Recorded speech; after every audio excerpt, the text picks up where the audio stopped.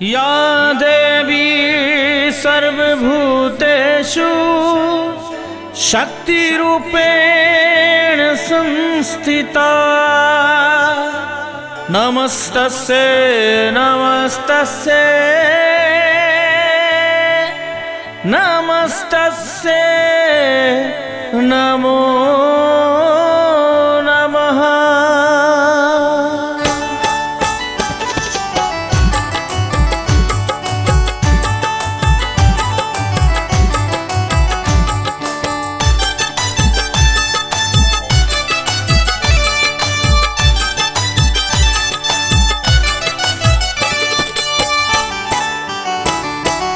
आसिन के चकमक जोरिया सुहावन, आसिन के चकमक जोरिया सुहावन, करबै कलश निर्माण यो। सिंह पर सवार भेली दुर्गा भवानी, कर जोरी करू प्रणाम यो। सिंह पर सवार भेली दुर्गा भवानी, कर जोरी करू प्रणाम यो।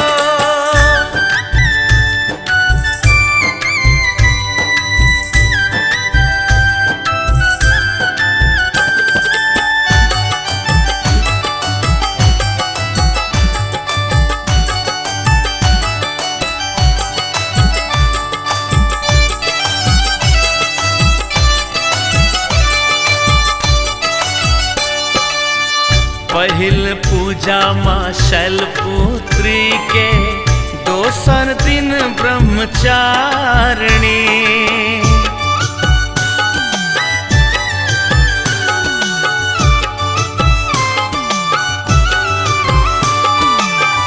पहिल पूजा माँ शैलपुत्री के, दोसर दिन ब्रह्मचारिणी। तेसर दिन पूजब माँ चंद्र घंटा के, तेसर दिन पूजब माँ चंद्र घंटा के, महिमा हिनकर महान यो। सिंह पर सवार भेली दुर्गा भवानी, कर जोरी करू प्रणाम यो। सिंह पर सवार भेली दुर्गा भवानी, कर जोरी करू प्रणाम यो।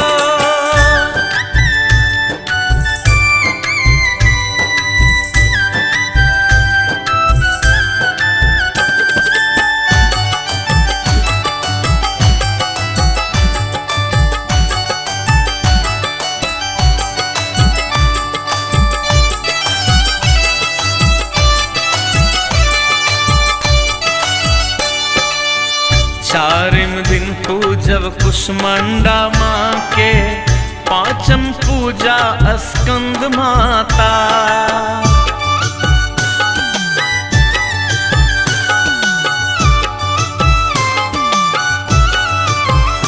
हो चारिम दिन पूजब कुष्मांडा माँ के, पांचम पूजा स्कंद माता।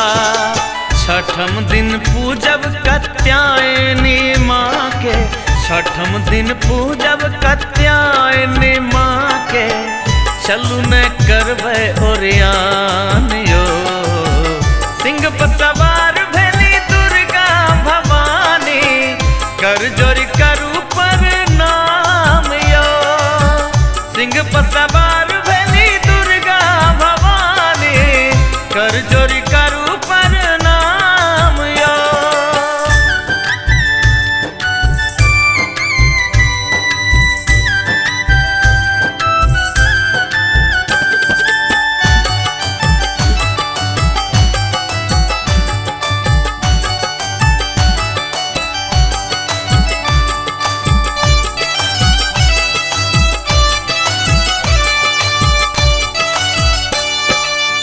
सातम पूजा माँ काल रात्रि के, आठम पूजा महागौरी।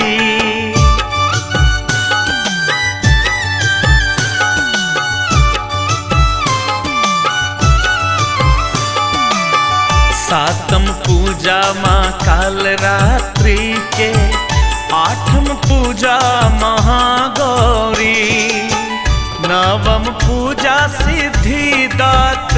के नवम पूजा सिद्धिदात्री के भवन अमर आंगन अछि ठाढ़ियो। सिर पे सवार भेली दुर्गा भवानी कर जोरी करे प्रणाम यो। सिर पे सवार